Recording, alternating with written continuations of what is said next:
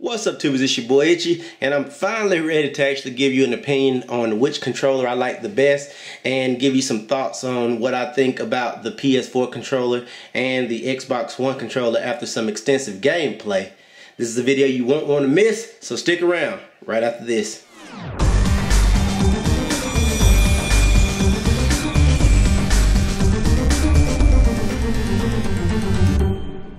Alright guys, so I've spent a lot of time with the Xbox and the PlayStation controller, for lack of better words.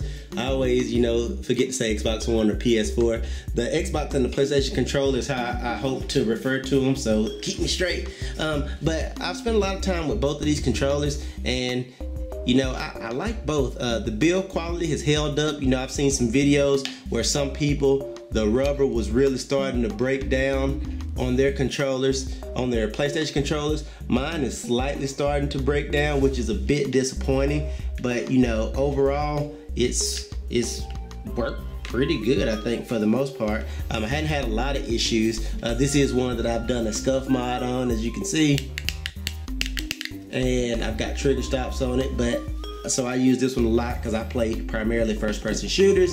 But overall, again, the build quality, fit and finish of both have been really impressive. This is my Titanfall Xbox One controller. It's got the scuff mod, my version as well, and it works very well. I use it all the time. And both of these are really good controllers. I have not installed any trigger stops on this one. So which one do I like the most? And to be honest, it really depends. If I'll say I'm torn. I really like the way that the Xbox One controller feels in my particular hand. I was actually shocked how much I liked the way it feels. The way the triggers move, the layout's pretty good.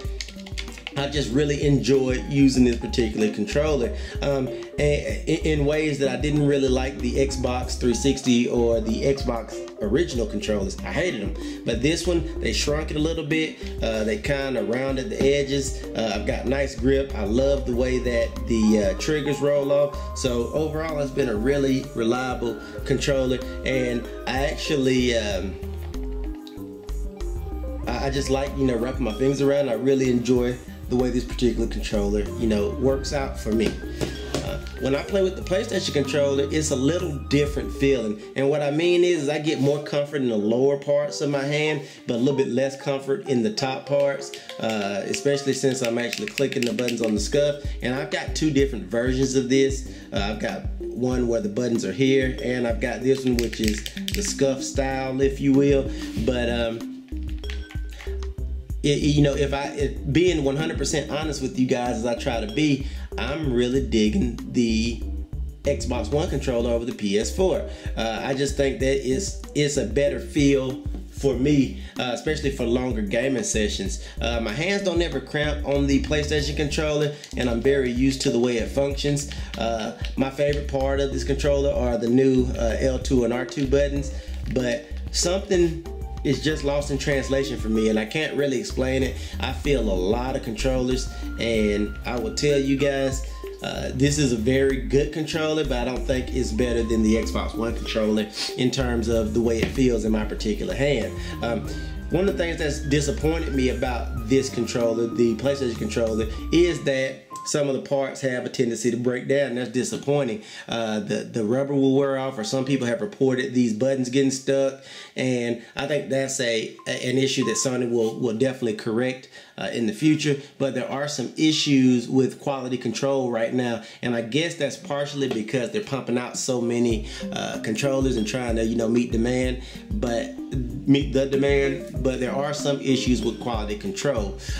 Where Sony hit the nail on the head is this little grip material on the back. That's awesome. I wish the whole controller was made out of this stuff, and I would like that, because that grip is kind of almost like sweat resistant. I feel comfortable gripping it, and I just think that that's a definite win for PlayStation.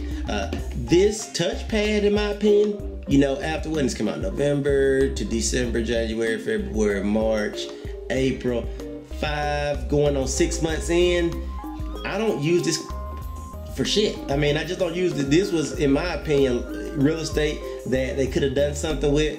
Maybe in the future there'll be some more incorporation of this touchpad, but right now it's just not being used. Same thing with the speaker, and that's a little disappointing. We'll see what it does in the future. If they were going to go this route, I would have liked the little heads-up display or something. I don't know, but I just don't think that this is paying off, at least right now. We'll see. I think they put it there thinking that in the future they'll be able to make more games that will take advantage of what it can do.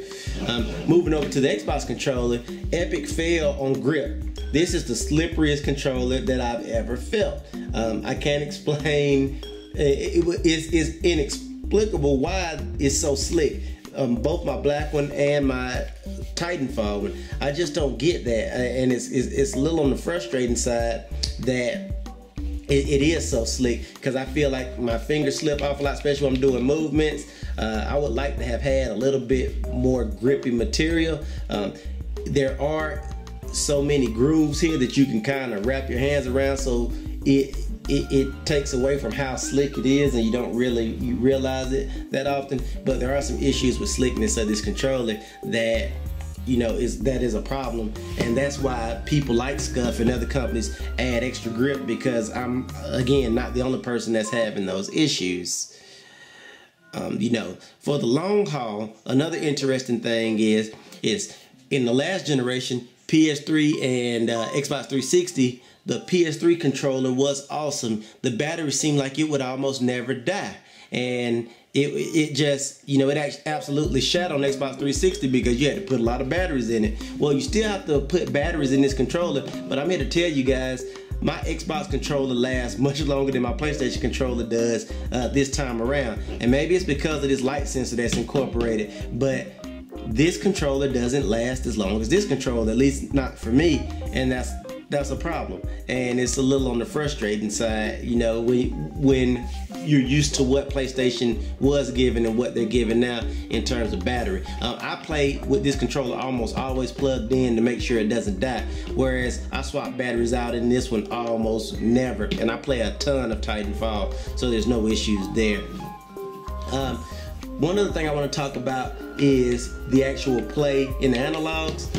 I think that the PlayStation analogs absolutely destroy the analogs on the Xbox, because they're just so much more precise in my opinion, and they're just so much more tactile. They just need to work on this whole little peeling situation, and I think we'll be all right. But again, that's not a huge issue, at least not for me anyway, because mine's just slightly, and I push it to the limit, so not a big deal. But just the fit and feel of how these things, they're so much more precise. I just feel like a surgeon here, where I feel like a drunken surgeon here. And even with the Control Freak on, they're just not, they're so much more sloppy, I guess is the best way. So I wish there was an adjustment, if I were king of the world, where you could tweak a little screwdriver in here and adjust the tightness of how tight this is. That'd be so awesome. So if you guys see a product out there like that where you can adjust the tightness of your analogs, remember, I thought of it first. I just hadn't figured out how to do it, but I think that would be super cool. Other than that, you know, I play with both of these, like I said, extensively. Both are great controllers. I have several copies of both, and I've gotten consistent results. And, you know, that's kind of my opinion. Anyway, guys, let me know what you think. So far, you know, only time will tell if I'll change my mind. But so far, I'm really digging the actual comfort of the Xbox controller. But functionality-wise, in terms of analogs and in shooters, let's be honest, you need good analogs. So, you know, I have to go with the analogs on the PlayStation controller. Why can't they just, you know, and make a hybrid controller that'll work for both systems that has the best of both worlds? Because they're both great controllers. Kudos to both design teams, because both are awesome. But, you know, if I had to go with total comfort, I would take this controller, the Xbox One controller, even with the shitty loose analogs. But, you know, we'll see. You know, maybe Sony will redeem themselves once they start coming out with more games and we take advantage of this speaker and this touchpad, and, you know, who knows? And maybe they'll definitely correct this. And for all you guys out there that are experiencing issues with either controller, as long as you haven't cracked it open and start doing anything crazy with it, if you do have issues, you need to contact Sony ASAP and tell them to swap it out. And if Sony is as good a company as I think they are, they will do that for you. That way you're not suffering through, you know, a crappy controller. This stuff costs too much. At 60 bucks a pop, that's a lot of money for anybody. And you want it to work, and after 6 months, it shouldn't be tearing up on you, or less than 6 months, depending on if you got it for Christmas or whenever you got it. Anyway, guys, like the comments up. Let me know what you think. Let me know if you like this kind of video.